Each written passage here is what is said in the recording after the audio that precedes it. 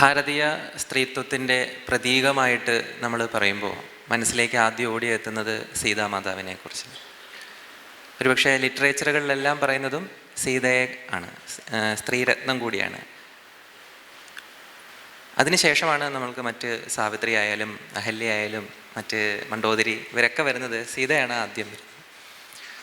അപ്പോൾ ഇത്തരം ഒരു ബിംബത്തെ തന്നെ വക്രീകരിച്ച് ചിത്രീകരിക്കുന്ന ഒരു പ്രവണത നമ്മുടെ നാട്ടിലുണ്ടായി, മോശമായി ചിത്രീകരിക്കുന്ന പ്രവണതയുണ്ടായി. അത് വീണ്ടും വീണ്ടും ആവർത്തിച്ചുകൊണ്ടിരിക്കുന്നു.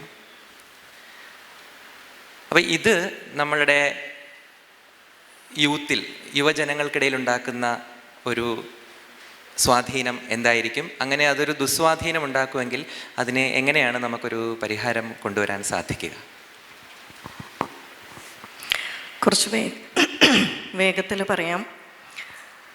ഭാരതീയ സംസ്കാരം അനുസരിച്ച് ഏറ്റവും ഉത്തമയായിട്ടുള്ള സ്ത്രീ എന്ന് പറഞ്ഞാൽ അവൾ പ്രതിനിധാനം ചെയ്യുന്ന മൂല്യത്തിനെ അടിസ്ഥാനമാക്കിയാണ്. അതല്ലാതെ അവളുടെ ശാരീരിക ഭംഗിയോ അവളുടെ ബുദ്ധിയോ അതൊന്നുമല്ല. ഏറ്റവും കൂടുതലായി അവൾ പ്രതിനിധാനം ചെയ്യുന്ന മൂല്യമാണ്. അങ്ങനെ നോക്കുമ്പോൾ സീതാമാതാ ആ ഒരു ശ്രേണിയിൽ ഏറ്റവും മുന്നിട്ട് നിൽക്കുന്നു. സാധാരണ ഗ്ലോബലായിട്ട് ഏറ്റവും പവർഫുള്ളായിട്ടുള്ള സ്ത്രീകളുടെ സെലക്ഷൻ നടക്കാറുണ്ട്, ലിസ്റ്റൊക്കെ വരാറുണ്ട്, ഏറ്റവും ശക്തിയേറിയ സ്ത്രീകൾ ആരൊക്കെ എന്നൊക്കെ. അതിൽ പലപ്പോഴും ഭാരതീയരായിട്ടുള്ളവരുടെ എണ്ണം വളരെ കുറവായിരിക്കും. കാരണം അമേരിക്കക്കാർ, പീയൂഷ് ജി പറഞ്ഞതുപോലെ അമേരിക്കക്കാരുണ്ടാക്കുന്ന ലിസ്റ്റ് ആയതുകൊണ്ട് തീർച്ചയായിട്ടും അതിൽ ഭാരതീയരുടെ എണ്ണം കുറവായിരിക്കും. എന്നാൽ എൻ്റെ മനസ്സിൽ ഏറ്റവും കരുത്തരായിട്ടുള്ള സ്ത്രീകളുടെ ഒരു ലിസ്റ്റ് നോക്കിയാൽ, അതായത് പൊതുവെ എല്ലാവർക്കും അറിയാവുന്ന ആളുകളെ എടുത്താൽ നമ്മളുടെ പ്രസിഡൻറ്റ് ദ്രൗപദി മുർമു മുതൽ അമൃതാനന്ദമയി അമ്മ വരെ നീണ്ടു നിൽക്കുന്നു ഇന്നത്തെ കാലത്ത്. അതിനേറ്റവും പ്രധാനമായിട്ടുള്ള ഒരു കാര്യം, ദ്രൗപദി മുർമു നമ്മളുടെ പ്രസിഡൻ്റായിട്ട് അധികാരമെടുക്കാൻ പോകുന്നതിന് തൊട്ടു മുമ്പായിട്ട് നമ്മൾ കണ്ടു, അവരൊരു ആദിവാസി ഗോത്രത്തിൽ ജനിച്ച ഒരു സ്ത്രീയാണ്. അവർ അവരുടെ ഗോത്ര ക്ഷേത്രത്തിൽ പോയി അവിടുത്തെ ഒരു വഴിപാട് എന്നുള്ള രീതിയിൽ ആ ക്ഷേത്രം അടിച്ചു വാരുന്നത് നമ്മൾ കണ്ടു, അല്ലേ? അവർ ഒരു പ്രസിഡൻ്റ് ആകാൻ പോവുകയാണ് എങ്കിൽ പോലും അവർ ആ മൂല്യത്തിനെ, ആ ഒരു സംസ്കാരത്തിനെ മറച്ചു പിടിച്ചില്ല. അതവർക്കൊരു നാണക്കേടായി തോന്നിയുമില്ല. ആ ചൂല എന്ന് പറയുന്നത് പോലും എന്തിൻ്റെ പ്രതിനിധാനമാണ്? നമ്മൾ ചിലരെ ചീത്ത പറയാനായിട്ട് ഉപയോഗിക്കാറുണ്ട്, അല്ലേ? ഇടാ ചൂലയെന്നൊക്കെ. സത്യം പറഞ്ഞാൽ അത് ചൂലിന് പോലും അപമാനമാണ്. ശീതള എന്ന് പറയുന്ന ഒരു ദേവിയുണ്ട്, പാർവതി ദേവിയുടെ അംശമാണ്. ശീതള ദേവിയുടെ കയ്യിൽ ചൂലാണ് ഉള്ളത്. ചൂല് വൃത്തി ഉണ്ടാക്കുന്നതാണ്. നമ്മുടെ വീട്ടിൽ ചൂലില്ലാത്ത അവസ്ഥ നമുക്കൊന്നും ചിന്തിക്കാൻ പറ്റുമോ? അല്ലേ? അഴുക്കിനെ ഇല്ലാതാക്കുന്നതാണ് ചൂല്. അവിടം തൊട്ട് വെറും 4ാം ക്ലാസ് വിദ്യാഭ്യാസം, അല്ലേ അമ്മയ്ക്ക്? 4ാം ക്ലാസ് വിദ്യാഭ്യാസമുള്ള അമ്മയെ UN-ലുള്ളവരും എല്ലാ രാജ്യത്തെ തലവന്മാർ പോലും നമസ്കരിക്കുന്ന ഒരു പദവിയിൽ എത്തി നിൽക്കുന്നു. ഇങ്ങനെയുള്ള ഒരു അവസരത്തിൽ പോലും മറ്റുള്ളവർ നമ്മളുടെ ഈ ദേവീബിംബങ്ങളെ വക്രീകരിക്കുന്ന എന്തുകൊണ്ടാണ്?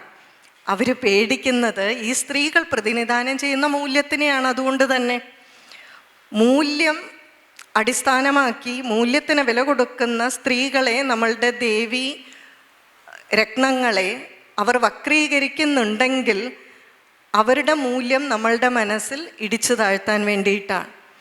നമ്മളുടെ സംസ്കാരം, നമ്മളുടെ മൂല്യമാണ് നമ്മളുടെ ഏറ്റവും വലിയ ബലം. അതിനെ നശിപ്പിക്കുക എന്നുള്ളത് തന്നെയാണ് ഏറ്റവും വലിയ ലക്ഷ്യം. ഇനി ഇത് നശിപ്പിക്കുന്നതിന് നമ്മളെങ്ങനെ നമ്മൾ കൂടി കാരണക്കാരാകുന്നു? ഇപ്പോൾ ഇവിടെ ഇരിക്കുന്ന പലരിലും ശ്രീകൃഷ്ണ ഭക്തകൾ കാണും, മഹാദേവൻ്റെ ഭക്തകൾ കാണും, എല്ലാവരുമുണ്ട്. അതായത് നമ്മൾ ശ്രീകൃഷ്ണ പ്രേമിയാണ് എന്ന് വിചാരിക്കുക, ശ്രീകൃഷ്ണനെ വളരെയധികം ഇഷ്ടമാണ് എന്ന് നമ്മൾ പറയും. എന്നാൽ ആ ശ്രീകൃഷ്ണൻ്റെ ചരിതം അത്യാവശ്യം നല്ലതുപോലെ മനസ്സിലാക്കിയിട്ടുള്ള എത്ര പേര് കാണും നമ്മളുടെ കൂട്ടത്തിൽ? ഒന്നുമില്ലെങ്കിലും ശ്രീമദ് ഭാഗവതം, ദശമസ്കന്ധം, അതാണല്ലോ ശ്രീകൃഷ്ണൻ്റെ കഥ മുഴുവൻ പറയുക.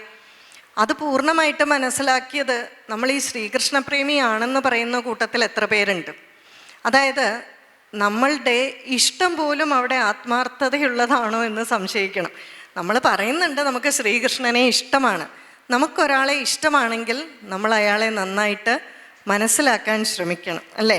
അപ്പോൾ വലിയ ആത്മാർത്ഥതയുള്ള ഒരു ഇഷ്ടമാണ് എന്ന് പറയാൻ സാധിക്കില്ല. നമ്മളുടെ ഈ ദേവീ സങ്കല്പങ്ങളെ മോശമായി ചിത്രീകരിക്കുമ്പോൾ ഇതിങ്ങനെയല്ല എന്നും ആ ദേവി അല്ലെങ്കിൽ ആ ദേവിയുടെ വസ്ത്രം, ഇപ്പം എൻ്റെ രാമായണ സീരീസിൽ ഞാൻ പറഞ്ഞു ഇവിടെ ഏറ്റവും കൂടുതൽ ചർച്ച നടക്കുന്നത് ഭാരതമാതാവിനെ പറ്റിയാണ്. ഭാരതമാതാവിൻ്റെ വസ്ത്രമാണ് ധർമ്മം. അവളുടെ ആ ഒരു അഭിമാനത്തിൻ്റെ പ്രതീകമാണ് ധർമ്മം. അവളുടെ ആവരണമാണ് ശരിക്കു പറഞ്ഞാൽ ധർമ്മം എന്ന് പറയുന്നത്. ഇത് അവളുടെ സഹോദരിമാർക്ക് നമുക്ക് മാതൃക ആക്കാനുള്ളതാണ്.